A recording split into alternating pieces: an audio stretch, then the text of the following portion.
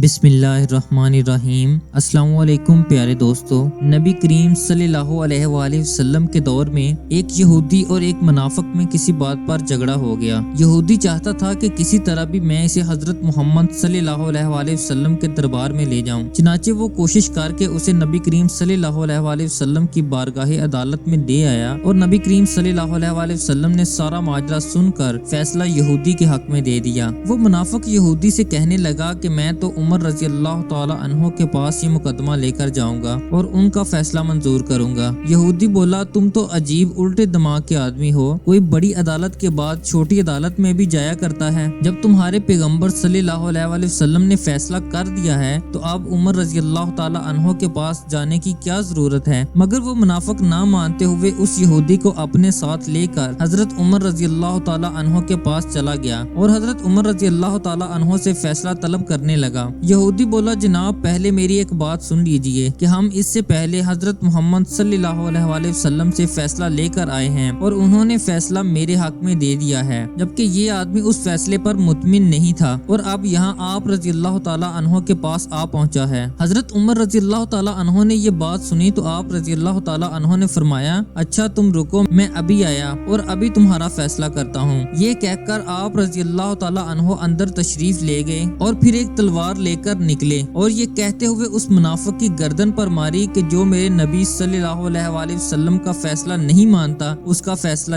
یہ ہے۔ حضور صلی اللہ علیہ وآلہ وسلم تک جب یہ بات پہنچی تو آپ صلی اللہ علیہ وآلہ وسلم نے فرمایا، واقعی عمر رضی اللہ تعالی عنہ کی تلوار کسی مومن پر نہیں اٹھتی۔ اس کے بعد پھر اللہ تعالیٰ نے بھی قرآن پاک کی یہ آیت نازل فرما دی، تیرے رب کی قسم یہ لوگ کبھی مومن نہیں ہو سکتے جب تک تمہیں یا رسول اللہ اپنا حاکم نہ مانے اور تیرا فیصلہ تسلیم نہ کریں۔